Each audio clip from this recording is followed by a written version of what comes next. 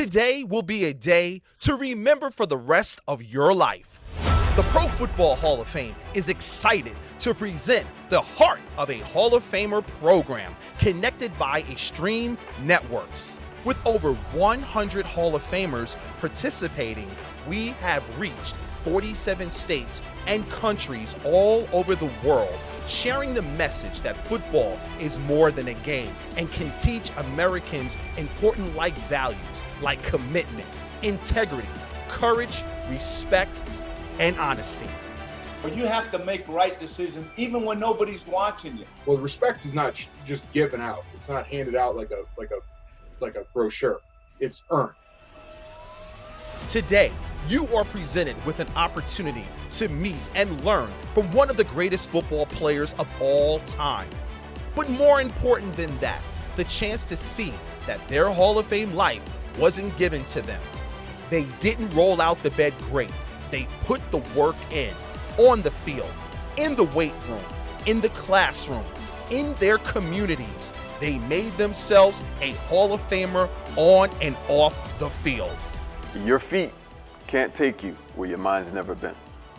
Because you can make it, but it's just gonna take a little hard work and some effort and the drive and determination. And today, you will learn you can do the same thing they did. You don't have to have a gold jacket or a bronze bust to make a difference in the lives of others. It's your decision whether you want to be a successful student, son, daughter, brother, or sister. If attitudes are contagious, is your attitude worth catching? It's integrity as well, because when you decide to pursue something and you don't quit, that says a lot about you. Commitment to excellence. We can all aspire to be the best. Welcome to a once-in-a-lifetime program, the heart of a Hall of Famer program, connected by Extreme Networks. If you would have told me prior to my graduation from the University of Michigan that I would be excited about standing in the middle of Ohio in August, I would have said you were crazy. But that is exactly the case. My college coach, Lloyd Carr, used to ask us, where would you rather be? Well, coach, my answer is nowhere. Because as far as I'm concerned, there's not a better place on earth than Canton, Ohio today. And to the kids out there who are dreaming of playing in those stadiums, or wondering if you could one day be up here as well, never give up on your dreams. Hard work and dedication are two necessary ingredients for success, but you can't do it alone. Lean on that parent, that grandparent, friend, coach, or teammate. Success isn't always comfortable or easy. It requires sacrifice. I remember back to my freshman year of high school, walking out to the first of 2 practices in South Florida heat, while many of my friends were hanging at the beach or the pool. I had made a choice then that I wanted to be great, and I never looked back. Thank you.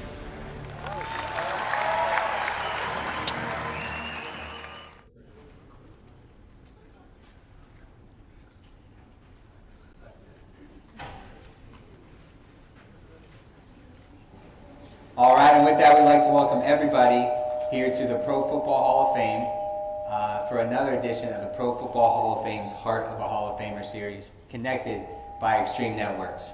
Today, you guys are going to be able to hear from a Hall of Famer. And we'll get this echo fixed, don't worry about it. You guys are going to be able to hear from one of the greatest to ever play the game. And today, you're going to hear not only about what makes our special guest a great football player, but what made him a great person off the field. And it's all surrounded what we do here at the Pro Football Hall of Fame, and that's our mission. Our mission here at the Pro Football Hall of Fame is to honor the heroes of the game, to preserve its history, to promote its values, and to celebrate excellence together. And those values we promote are those of commitment, integrity, courage, respect, and honesty. Like I said, those values can make you a great football player, can make you a Hall of Fame athlete, but they can also make you a Hall of Fame person, a Hall of Fame brother, sister, student, member of your community. I'm excited today because you're going to hear how those values impacted our Hall of Famers' life, both on and off the field. And now before we get started and before we introduce our special guest today that you all can see on those nice pictures that were on your chair, we got a few thank yous we'd like to pass out. First and foremost, we'd like to thank our great partners at Extreme Networks. Without them, students here and all over the country wouldn't have the opportunity to hear from a guy like our Hall of Famer today, or hear from Hall of Famers all over the country about their journey. So So to Extreme Networks, thank you for your support and everything you do for us and all schools all throughout the country. Secondly, I'd like to thank all of our teachers and administrators who are here today for allowing your students to make the trip to the Pro Football Hall of Fame. I know over the last 2 years, we are, with everything that's going on, we are definitely excited to see students in person here at the Hall of Fame again. And lastly, and most importantly, students, we got to thank you guys for coming here. I know you guys probably dreaded leaving school today and coming on this great visit, but we are super excited to have you here today. And today we're going to read all of our schools we have here, all of the representatives we have. We have students from Project Rebuild, North High School, Minerva Local Schools, Cambridge High School, Waynedale High School, West High School, Yeshiva High School from Cleveland, and the Summit Academy of Canton. So to all of our students who are tuned in today, and truly all of our students who are tuned in on our Facebook live stream here, thank you so much. We're super excited to hear your guys' questions today. Now, speaking on questions, there were select students that got picked here when we started. They are sitting in the back room and they all have question cards. And throughout the program, we're going to go to them and they're going to ask a question to our special guest today. So students, when you get up to the microphone, state your name, the school you go to, and then go ahead and ask your questions. If you're watching us on Facebook Live and you have a question, feel free to put that in the comment section. We're watching that live. I've got a screen up here that's going to pop those questions up for me throughout the program. So if you're watching this live and you have a question, feel free to submit that on Facebook as well.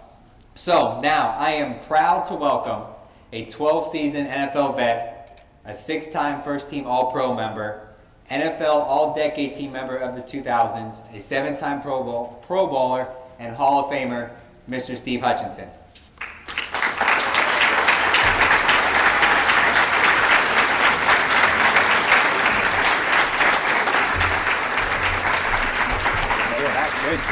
Doing well. So first and foremost, welcome home to your second home here in Canton, Ohio. Thank you. We're happy to have you back. So first question I always like to ask is, you've been through the process. You've got the gold jacket, the bronze bust here. What is it like coming back to Canton and walking through those front doors, now having the jacket on? Well, first and foremost, and I can say this because you guys all pretty much Ohio high schools, right? Oh, you're going to say it. Yeah, I'm going to say it. I got to say it. Go blue. I got to do it. I get one. I get one. I did that at a luncheon two summers ago, and I got more claps than I thought I would. But you guys are trained well here. I like it. Walking through the doors, yeah, it's a weird feeling. I think I said during my speech when I got enshrined that this is something that I grew up watching, obviously just like a lot of you guys, football, and football was different back then because it wasn't. Seems like now with the NFL Network and it's like 24-hour day coverage, 365 days a year. There's always something football, and it's always on TV, so you can kind of get your fix and fill of it. I think readily available on channel or on social media. For back in the day, and some of the parents will remember, teachers in here, but like the start of the season was enshrinement weekend. That was, you waited all summer and all winter and spring to watch a football game live, and the first one was always the Hall of Fame game, and that whole day was televised. And I remember as a kid like watching the speeches and watching the gold jackets and seeing the busts, and I remember as a kid, I said, I want to do that. I want to be up there. I don't know how that's going to happen. I don't know how that works, but I want to do that. So when I get a chance to walk in the door wearing this, and I see the busts and my own in there, which I haven't done yet today. Right here. Yeah. Actually, I do see it all the time because they send us a replica of that to the house, and my wife puts it on the counter in the kitchen. And so I had a Santa hat on for Christmas. I wear it. She always decorates it, so I don't know how I feel about that. But anyway, so yeah, it's a kind of it's a cool feeling because when you thought about something for so long and wanted it, and then all of a sudden it's here, it's like, hey, I got it. I did it, right? In the beginning we mentioned our 5 values here at the Hall of Fame: commitment, integrity, courage, respect, and honesty. When you look back on your career, how did those 5 values impact your life on and off the field? And is there one that stands out as more important to you from those 5? Yeah, I mean, I think the one that stands out for me is integrity. You know, I think, you know, we talk about in professional sports, and everything I talk about, or pretty much anything, it doesn't just stop at sports. I mean, it's life in general. And sometimes when you're, you know, 16, 17, 18 years old and you're sitting here and you're listening to somebody talk about things that seem a million miles away and things that you're not even thinking about yet, it's easy to just say, well, I'm not there yet. But in reality, you know, when I was sitting in these chairs, your age, it's kind of, that's when it starts. And I think integrity is a big thing. You know, today's day and age is, I define integrity for me personally is it goes hand in hand with accountability. You know, being the person living out the person that you say you want to be is a big thing. You know, accountability, you know, little things, being on time. You know, in the NFL, if you're 1 minute late to a meeting, they can fine you thousands of dollars. You know, you can get, you know, if they tell you they want you at a certain weight and you show up on a Friday morning and you're 3 pounds overweight, the NFL can fine you a certain amount of dollars per pound you're overweight. So, you know, these are things about the NFL. Everybody just turns on TV and, you know, thinks everybody runs around and has fun. There's a side of it that you have to be disciplined. You have to have integrity. You have to be accountable because, you know, you only have 53 guys on a team and you got a long season. And when you're depending on him to be there and do his job, and you're depending on him to be there and so forth, you know, down the line, that's what makes good teams. And it really doesn't stop at sports. You know, it's in the workplace. You know, it's you know, you guys are going to go on and you're going to go to college, or you're going to go and get a job, and you know, you're going to have careers. And it doesn't just stop at football. It doesn't stop at baseball. None of these things are sport only related things. These are things, life lessons, where I think one of the biggest things you can be at the end of the day is somebody say, you know, what you see is what you get. He was, you know, that person did what he said he was going to do. He was always there on time, and he was respectful of everybody else's time. I think that's a big thing that's lost nowadays. Now, if you guys were paying attention, you did see Steve up here in our intro video talking about, and the line you use is one that we use in a lot of stuff. You know, you said respect is earned; it's not handed out like a brochure. Right. What did that mean to you throughout your career, and how did you go about trying to gain respect from your peers and teammates? Yeah, I think it all goes hand in hand, kind of what I talked about. You know, when you come in as a, you know, I was fortunate enough to be a first-round draft pick, and the first day that I walked into the building in Seattle, Mike Holmgren was our head coach and our general manager at the time, and he walked me right in his office, and he said, we've got a spot at left guard, and we're going to put you in there right now, but we're not giving you that spot. You have to earn it. And I think I said to him, I wouldn't want it any other way, because, you know, for me, it was all about, you know, when the rest of your team and your coaches see you and they know you've earned it, that's way better off than just getting it handed to you. And you feel better about it, right? You know, when you have to work for something and you have to put in those extra tears and sweat and you know, all those, you know, whether it be, you know, studying for a test, you know, and you got a big project and it's a big part of your grade, and you're up all night working on this project, or you're doing research, or maybe you're doing a little extra. Like, at the end of the day, you can say what you want. Like, I was in high school, like, you can say, well, whatever, it's a grade. But when you get a good grade because you knew you put extra work into it, you can't tell me that doesn't feel better. You don't feel better about yourself. You don't feel like you've accomplished something, like you've earned that grade. Like, I put the work into it. I said no when buddies were going to hang out, when friends were getting together and going to the mall, or they were doing whatever. Like, no, I've got to finish this. It's the same thing with football. Like, if you're not in the weight room those extra days, or you're not studying your playbook, or you're not putting in the time. Like, it's easy to show up to work at a certain time and leave when it's time to go home, and then just forget about it. When the great ones kind of take it home with them and find little things, pick one thing to get better at. Maybe I didn't do this great today. Maybe I want to work on this one thing tomorrow.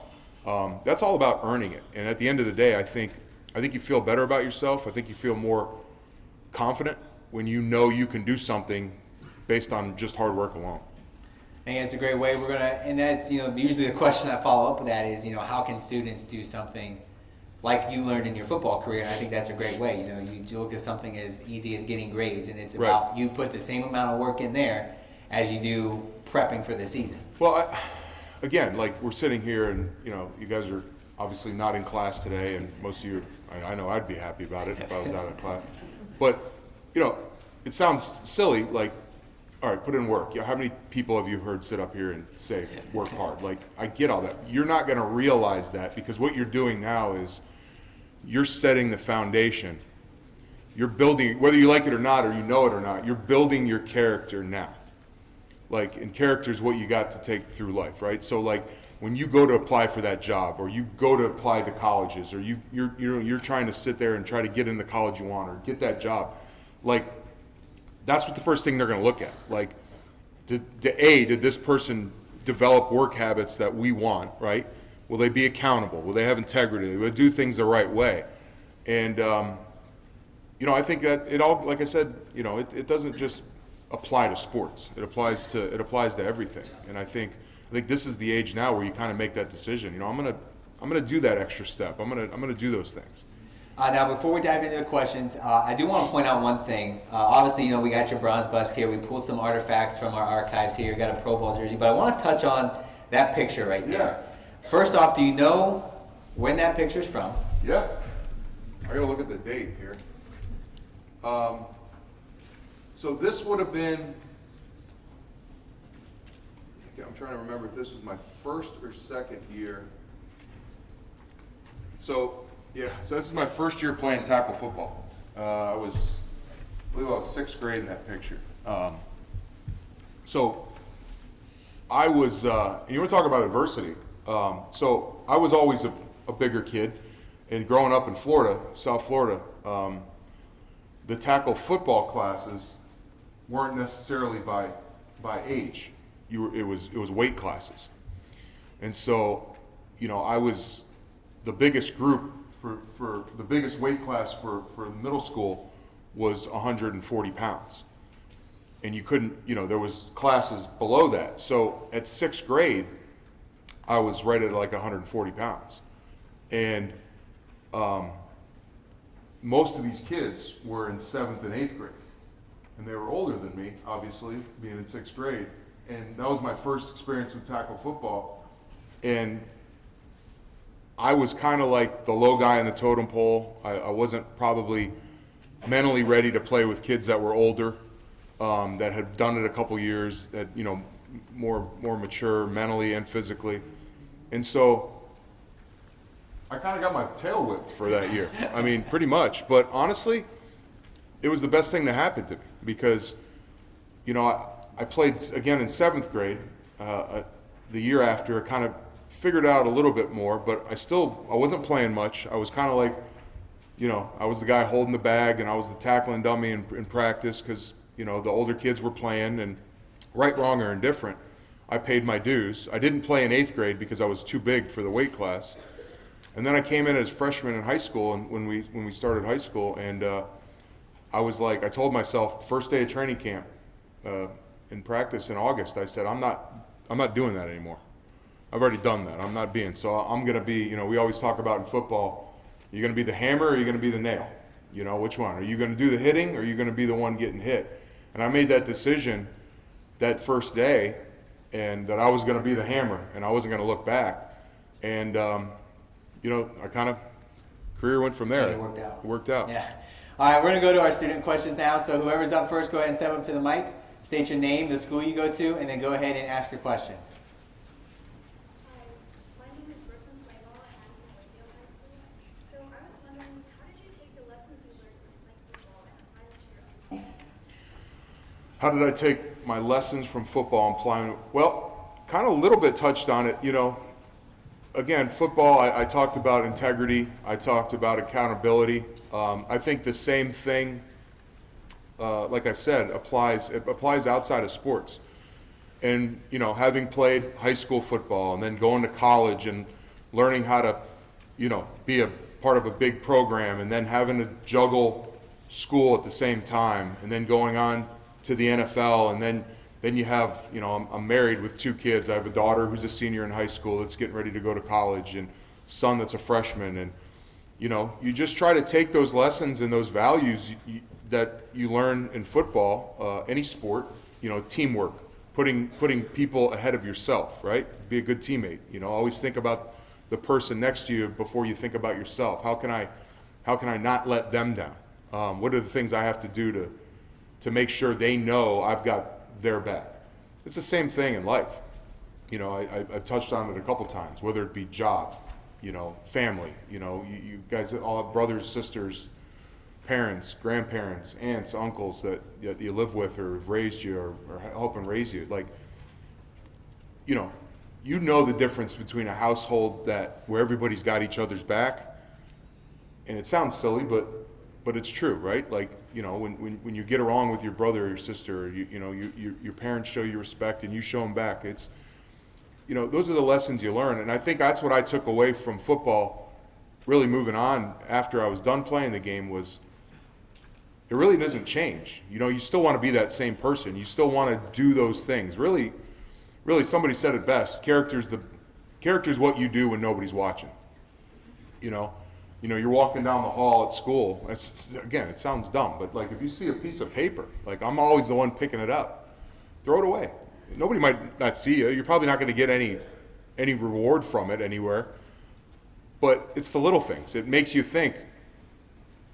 Don't skip over the little things, because the little things, they add up. They become big things.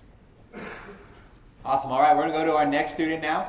Go ahead and step up, state your name, the school you go to, and then go ahead and ask your question. Hi, my name is Reagan Pompey, and I'm from Wayndale High School.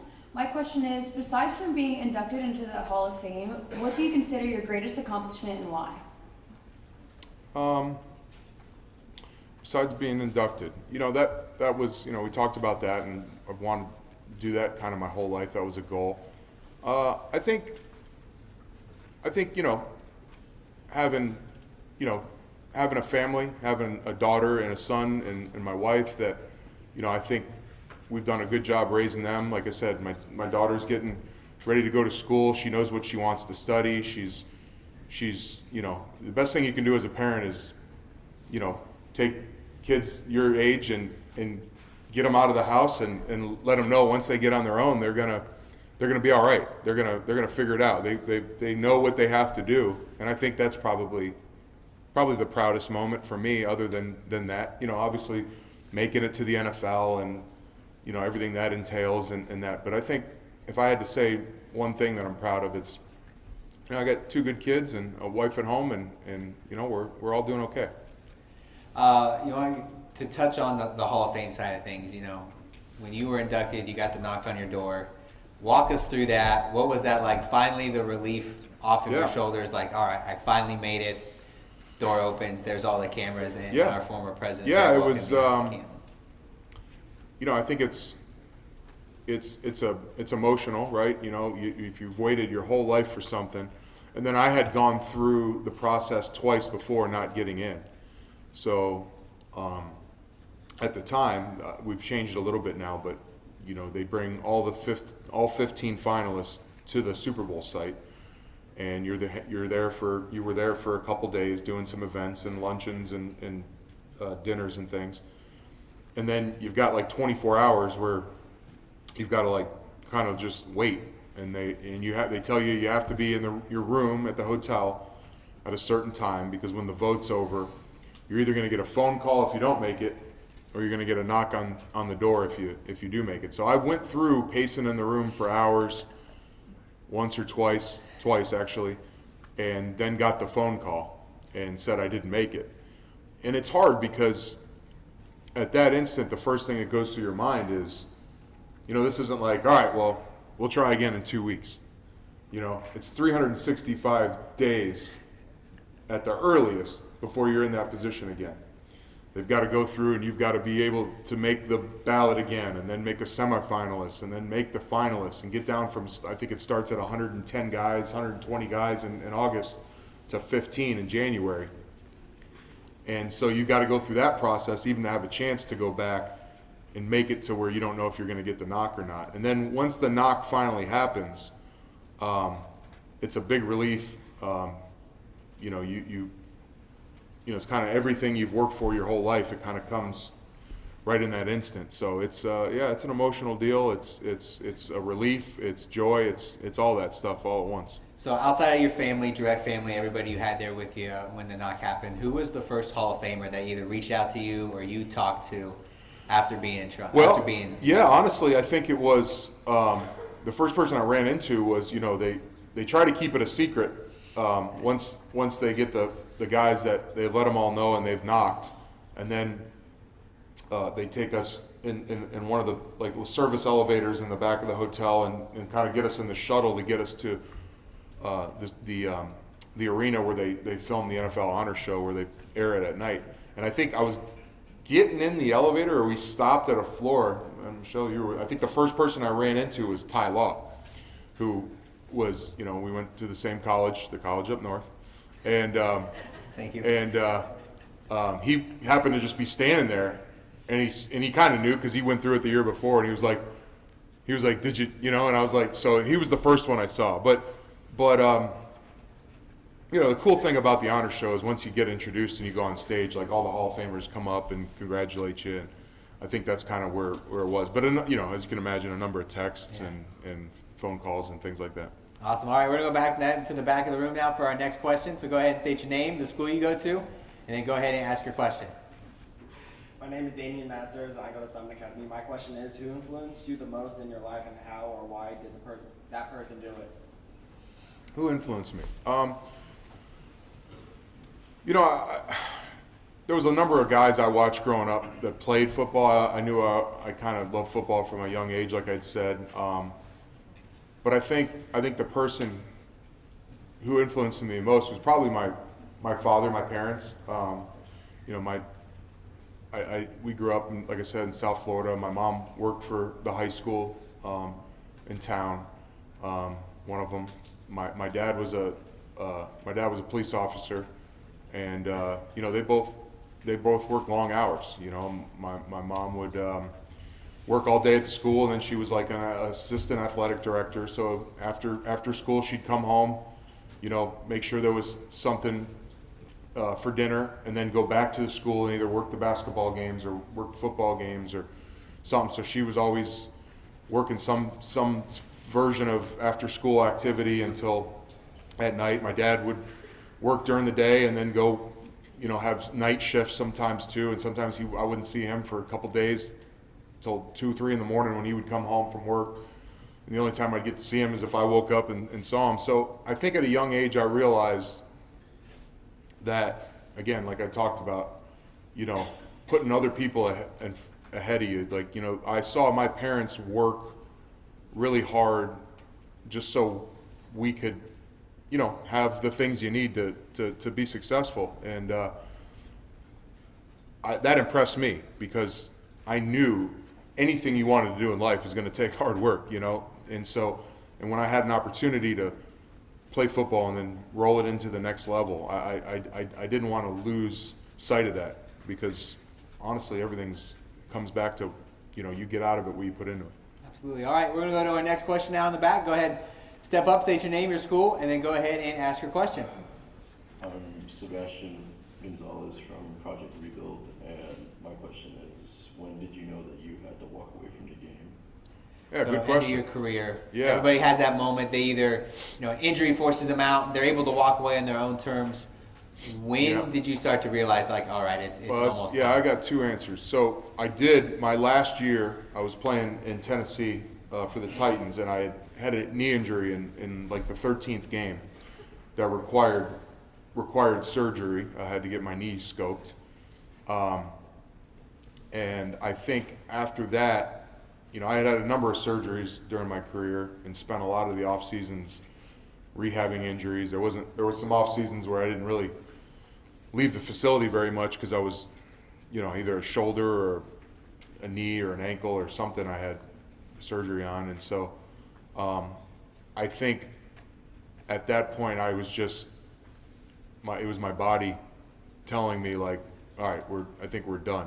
But to give you an answer that I always kind of tell people, when I was a rookie, 22 years old or whatever, I would play a game. I started every game my rookie year in Seattle, and I played the entire season.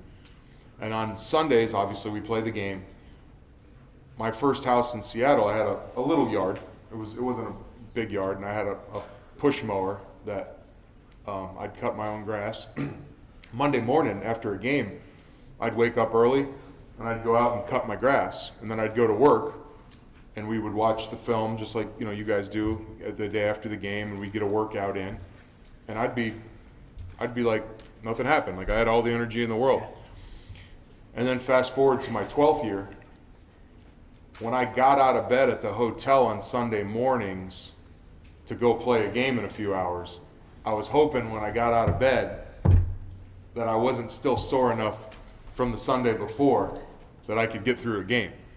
So in a matter of 12 years, I went from popping right out of bed, doing all the chores during the day, and then to the end of it, I was like, this is tough. My body doesn't want to do this anymore. So my body told me it was pretty clear. Now, transitioning out of the game, you see a lot of people, especially nowadays, broadcasting, coaching. Yeah. Was there a vision for you after your football career was over? What did you see yourself doing?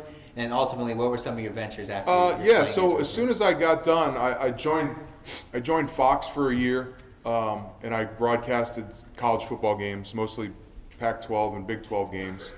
And I realized doing that for that year that I didn't really necessarily like the broadcasting of the games part, but I did enjoy talking with the coaches like the day before the game, a couple days leading up to the game about their game plan, their strategy, their players, the production meetings, what we call them, when you kind of get all the background information to talk about on TV, during the game. And so I did that for a year, and then after that, I realized, I like the football part of it, talking the ball. So I actually joined the Tennessee Titans in a scouting role, and I spent 2 years doing that. And that was great, and that gave me, I learned a lot from that. The only downside to that was, it was being working in the front office of an NFL club or any professional team for that matter. They're long hours. I mean, those guys, a lot of those guys work 16, 18-hour days year round. They don't have much time at home. And like I mentioned, my kids were, playing sports and doing after school stuff. My daughter was, playing volleyball and she was in singing at school, and so I wanted to see that stuff. So I stepped back from that, and an opportunity came right away from Seattle to have me do the same kind of stuff, but I got to work from home, and I just travel kind of when I need to. So so that's what I do currently. I'm a consultant for Seattle in their scouting department. I handle all a lot of the offensive line scouting at the college level and getting ready for our draft here at the end of next month, and so doing a lot of traveling around now, watching some guys work out. I'm sure you guys have all watched, the combine and the pro days on TV, and that's kind of what we do now this time of year. Awesome. All right, we're going to go back to another question from our students. Go ahead and step up to the mic, state your name, the school you go to, and then go ahead and ask your question. My name's Ramon Mims. How important is it to have a support group around you in a rough patch? It's extremely important. I don't know if you heard the question. Everybody has a rough patch. I don't, you ask the greatest players, Tom Brady will tell you he's had rough patches.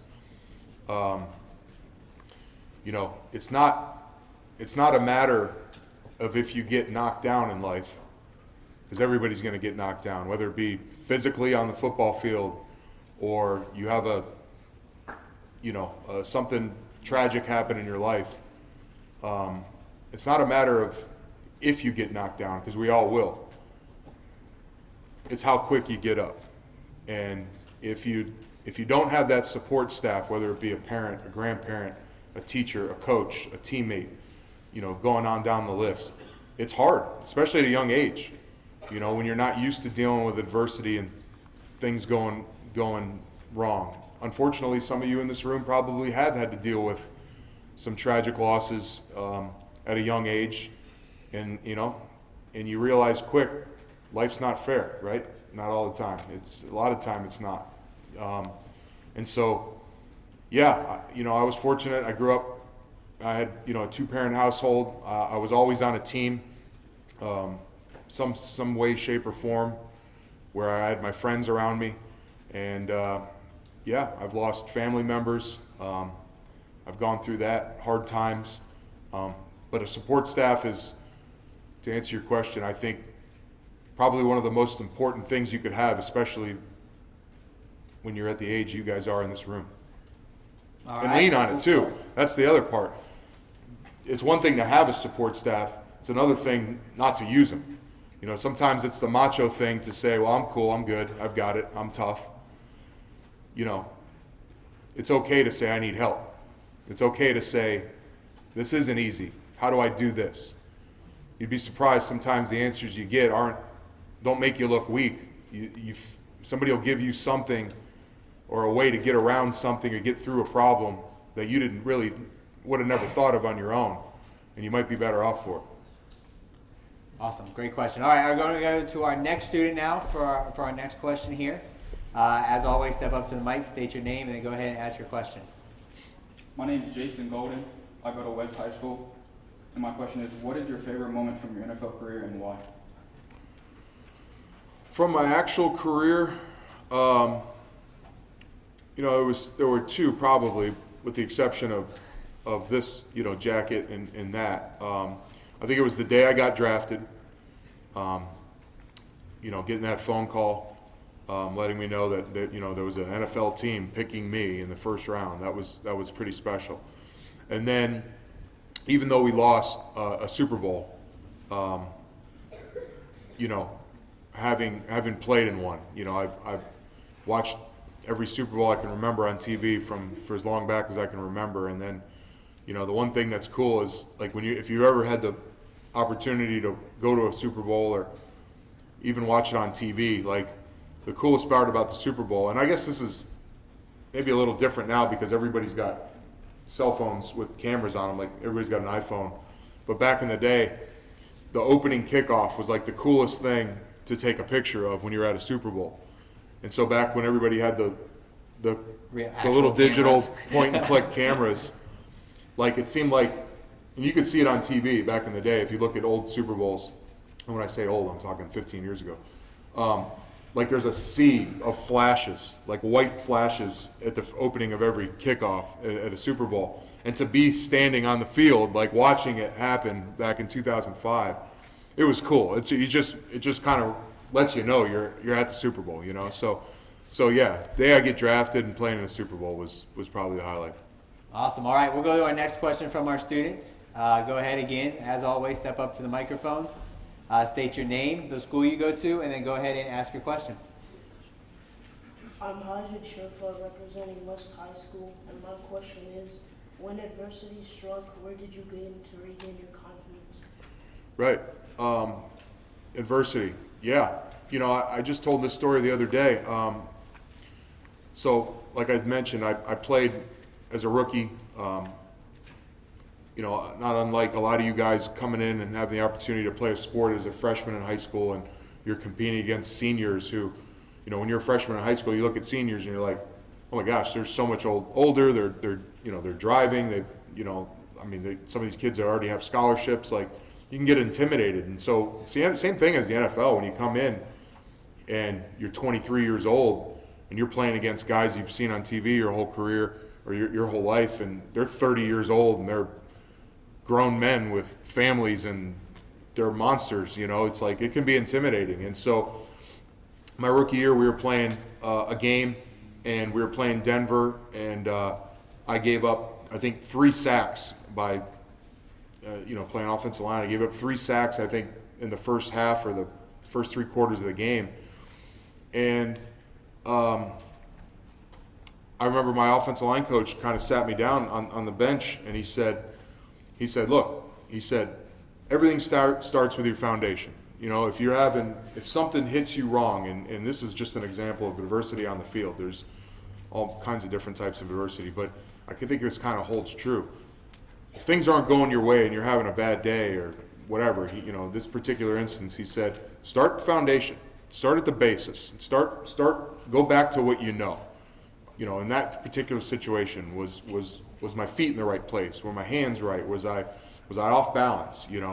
And you kind of reset your mind, and you just go back and you have to throw out the bad things that happen, get it out of your mind, and just focus on how you're going to get through it. And from that point on, I finished the game and I had a good rest of the game. But I learned something there, and I think you can apply that to anything really. It's if things aren't going your way, don't panic, don't sulk on the adversity that you're in. How do you fix it? And I think just starting from the ground, just kind of going through a checklist in your mind of what you've got to do. I think that's one way to start.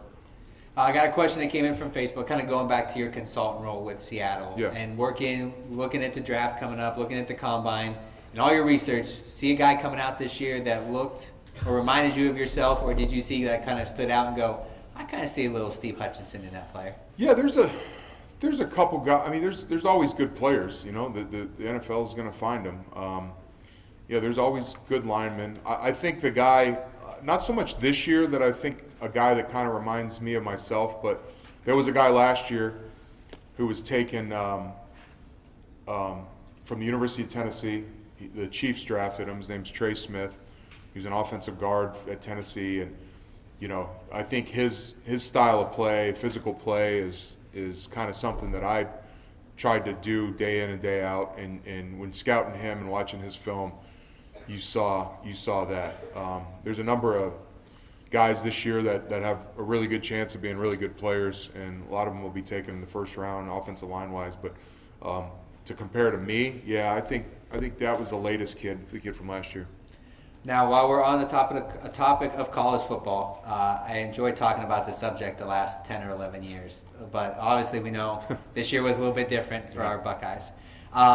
Going back to your time and seeing what that rivalry is like, the game itself, being called the game, the history, what's it like to be, in that atmosphere 3-4 years ago? Well, like I said, I grew up in South Florida, and so when I went to Michigan, you learn quick.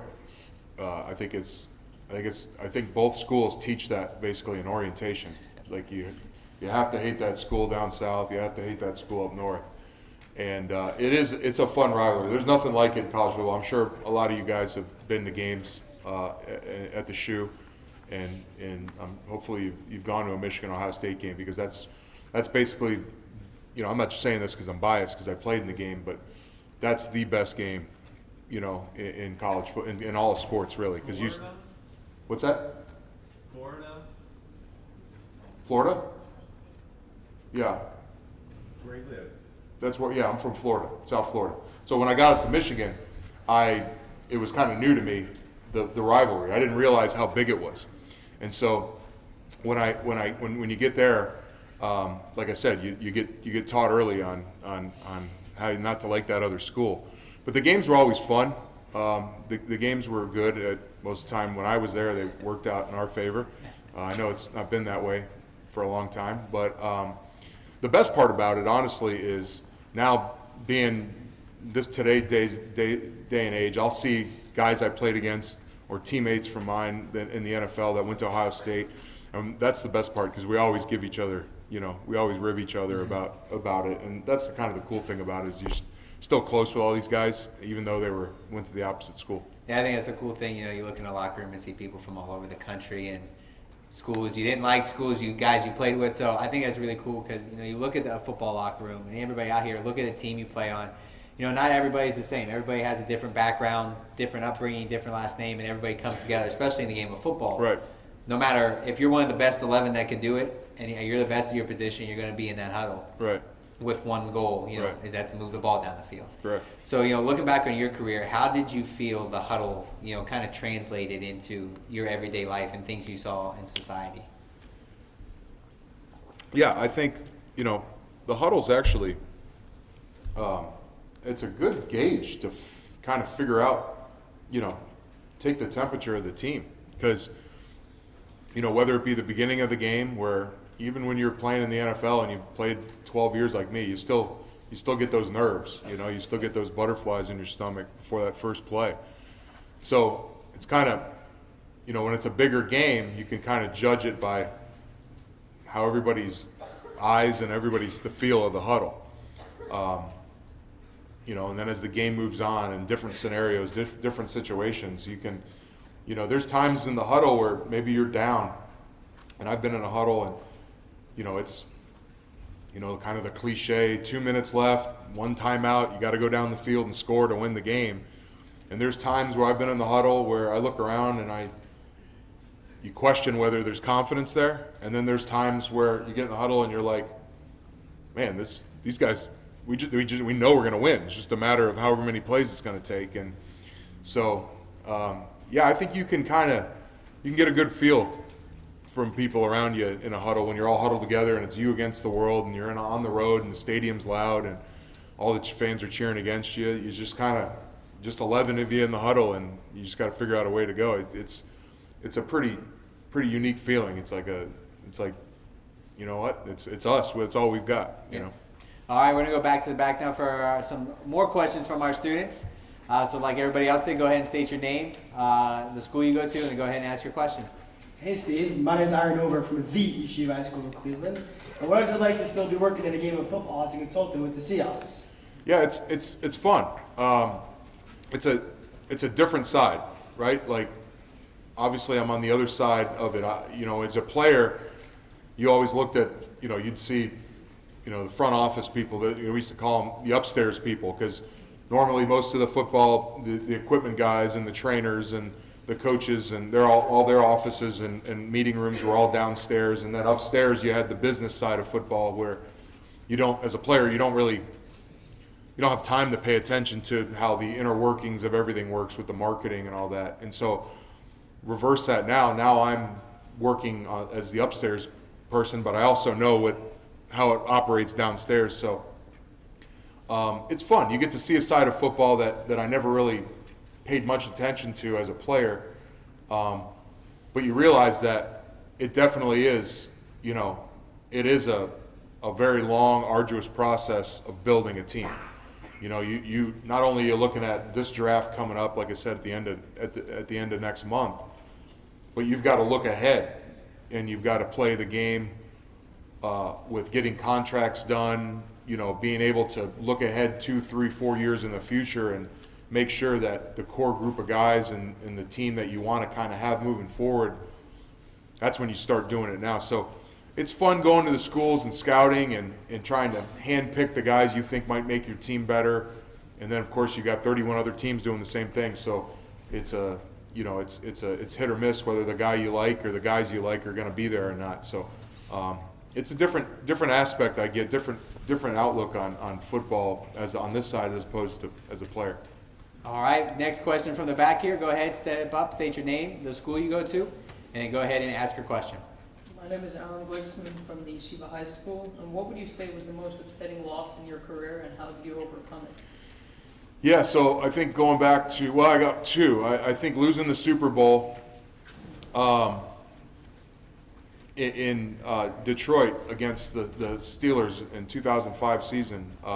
We lost that game, probably should have won it, but we didn't. And so I didn't have much time to kind of sit and sulk about it, because after that, obviously the Super Bowl being the last game, my contract was up and I ended up moving teams. I went to Minnesota to play for the Vikings. And so even though it hurt, that was probably the worst loss, I had to go to another team and kind of start over, so it was a fresh start, and I really kind of put that thought of that old team behind because I had to start fresh. Another loss that really hurt was in 2009 when I was with the Vikings, we lost to the Saints in the NFC Championship game down in New Orleans. And when I got to Minnesota in 2006, that first year we went 6-10, and then next year we were 8-8, then 10-6, and then that year we were 12-4 in 2009. And it was satisfying to be a part of the group that turned around the franchise and got better each year. And so we thought that was our year, and we were down there playing, and we lost at the end. Actually, we had a silly penalty that kind of got us out of field goal range. If we'd have kicked the field goal, we probably would have won the game. And we ended up going to overtime and losing, and that was disappointing because I knew I was going to be back on the team the next year, and you just take it for granted. You go, well, we're good. We're going to be good again next year. And we didn't have a good year that next year. I think we only won 4 games maybe. And so we didn't make the playoffs. And you realize how hard that game is to lose after going through a year the next year where everything didn't work out, because you realize how hard it is to get there. And when you have an opportunity and you let it slip away, that's probably the most disappointing thing. All right, we'll take another question from our students. Go ahead, state your name, the school you go to, and then ask your question. I'm Zakiah Gibson from Cambridge High School. Seattle is considered to have one of the best home field advantages. What was the toughest place for you to play on the road? Yeah, well, I've played in Seattle as a home team, and I've also played in Seattle as the away team. And so I can attest to that it is a loud place when you're on the road and you're on offense. And that's usually when you're at the home team, it's quiet for the offense and it's loud for the defense because they're making noise for the other team's offense. So I've seen that both sides in Seattle. I would say Seattle's probably one of the loudest. The other one I think is really loud is Kansas City, and which is impressive to me because you'd expect domes to be loud. Playing in back in St. Louis when the Rams were in St. Louis, they had a pretty loud dome and they were a good team, so the crowd was into it. But if you've ever seen Kansas City Stadium, it is pretty. It's an open stadium, but it's not so much like the Horseshoe in Columbus.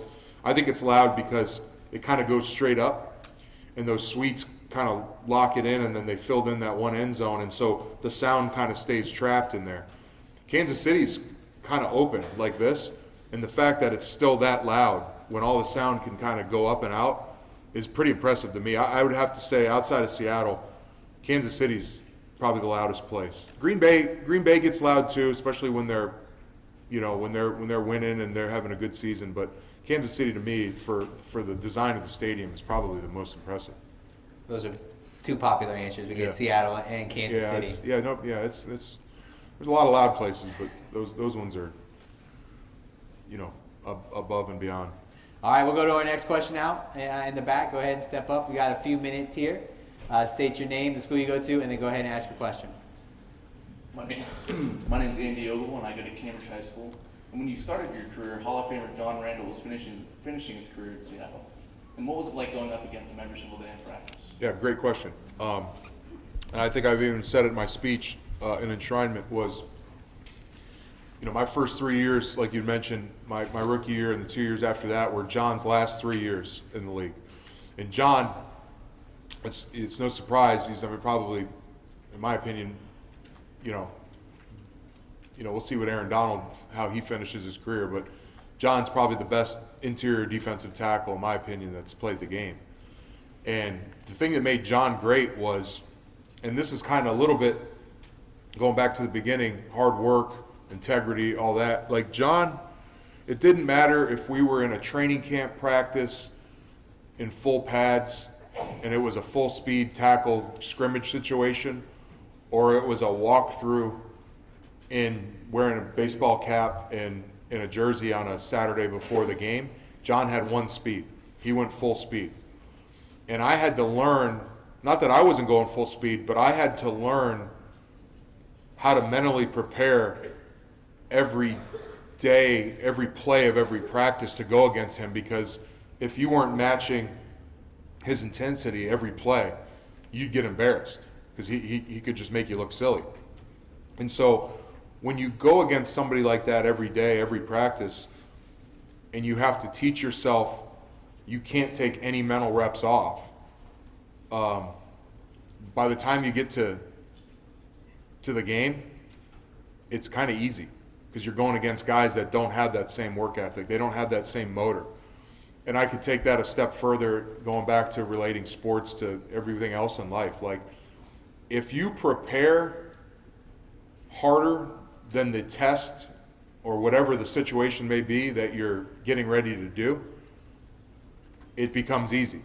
And so for me, I give John a lot of credit for the success I had, because by the time I got to Sundays, most of the guys I faced in the league weren't as good as the guy I was seeing every day in practice. So I don't want to say it was easy, but it wasn't as hard as a Wednesday practice, really, honestly. Awesome. All right, we're going to go back to the back of the room. I think we got time for one more of our student questions here. So go ahead and state your name, the school you go to, and then go ahead and ask your question. My name is Dakota Bratton. I'm from Minerva High School, and my question is, what was one moment in your life when your character was tested, and how'd you get through it? One moment in life where my character was tested. You know, I think in college, you know, my last 2 years of college, I was a team captain, and you know, when you play at a school like Michigan or Ohio State, a school that has a lot of pride and tradition, one of the things you want to do is be named a captain, right? Because that means your teammates have that much respect for you to be their leader. But what you don't realize when you become a captain is all the hard things that come with that, and the things that you have to do that aren't popular. It's fun to just wear this captain on your jersey or stand up or go out for the coin toss. That's the cool, fun things that you just know come along with it. But there were a couple instances in college where we had some teammates that unfortunately didn't make good decisions and got into some trouble. And I was the one that had to go tell them that they weren't going to play, or they were going to have some sort of disciplinary action. And, you know, the coaches made the captains do that before that. And what you realize is it's a hard thing to do to tell somebody, a friend, a teammate, somebody your own age, that they're not doing the right thing. You know, it's one thing to joke about it, be like, oh, don't do that, that's dumb, right? But when you have to tell somebody something serious, like something that affects their life, or they can't do something because they're not doing things the right way, and you have to have that heart-to-heart conversation with somebody that's your age, your friend, somebody that you've only had good times with, and tell them that they didn't do the right thing and they're hurting the team. It's a hard thing to do. It's a hard thing to tell somebody no, or that they did something that, you know, affected everybody. And I think that was one of the, I learned that at 21, 20 years old, that there's hard conversations you have to have with people that you care about, that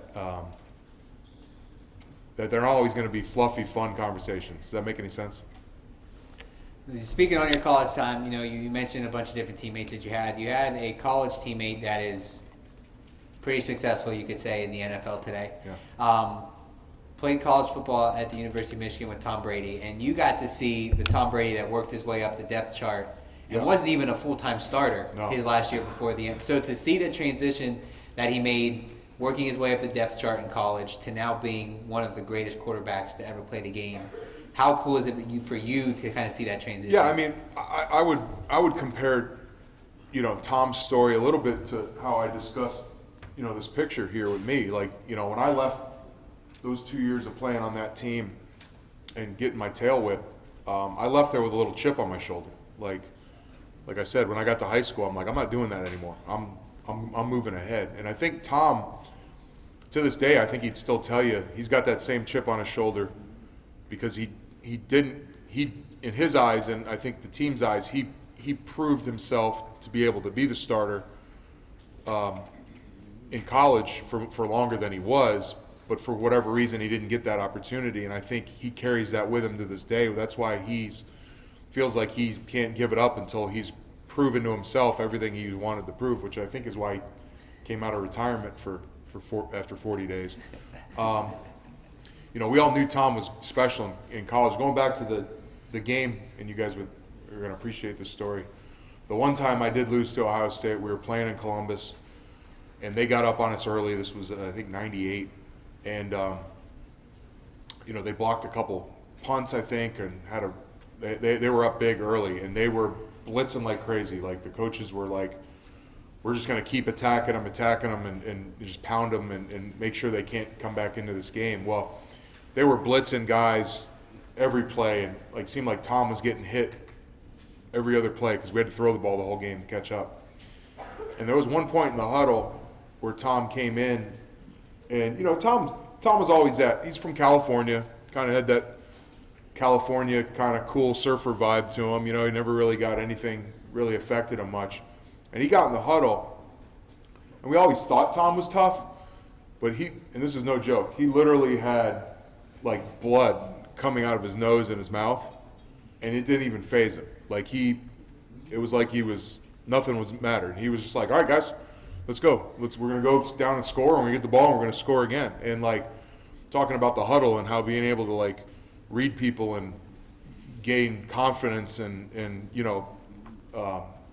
from people around you, just seeing him, and we were like, at that moment, we were all like, wait a minute, this guy's a beast, like, and to see him get into the NFL, spend, most of that year, his rookie year, just kind of learning how things go, and then when he steps in and takes over and wins a Super Bowl, and then the rest is history, that doesn't surprise any of us that played with him in college.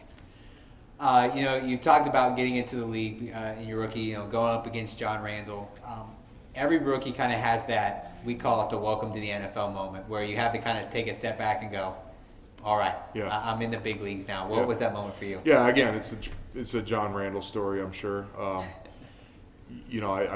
think like my first, and the linemen will know what I'm talking about. In practice, the one-on-ones, you line up, and everybody wanted to see the first round draft pick versus John Randall, and I don't even think I touched him the first time. I don't think I've even touched his jersey. Like, he literally kind of like spun and went around me, and of course hit the bag, not the quarterback. And I was like, this is different. This is different speed, And I thought, playing in the Big Ten, playing against, the caliber of players in the Big Ten that all end up going to the NFL, I was like, I'll be ready to handle this. It's a whole different level.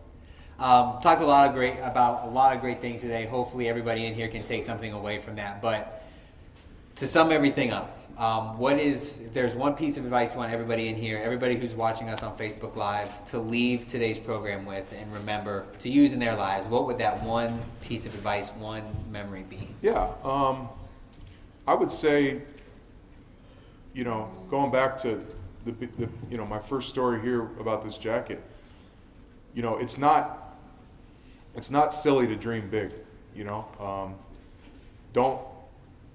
Don't pick small goals because you think, well, they're easier to get to.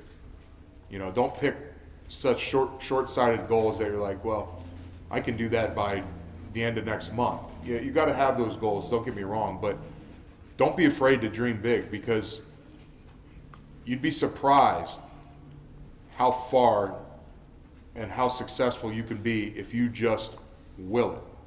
Now, again, there's a lot of situations in life that you're going to have adversity, like we talked about. You're going to have times you get knocked down, and hopefully you have that support staff to pick you up.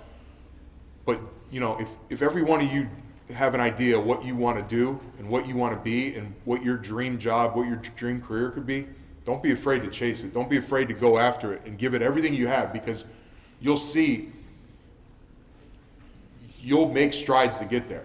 And at the end of the day, if you are able to accomplish it or get close to it, and it leads to something else, you're going to be surprised with how happy and how proud you are of taking that extra step to do something a little tougher than just picking something that might be run of the mill. All right, with that, we're going to wrap up this installment of the Pro Football Hall of Fame's Heart of a Hall of Famer series, connected by Extreme Networks, with our special guest, class of 2020 inductee, Mr. Steve Hutchinson. Let's give him one big round of applause.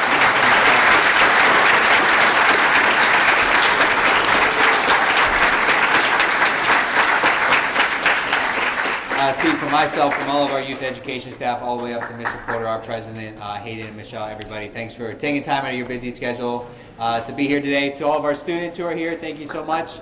To everybody who watched us online, thank you so much for tuning in, and we hope to see you here one day at the Hall of Fame. Everybody else, enjoy your visit. Thank you so much.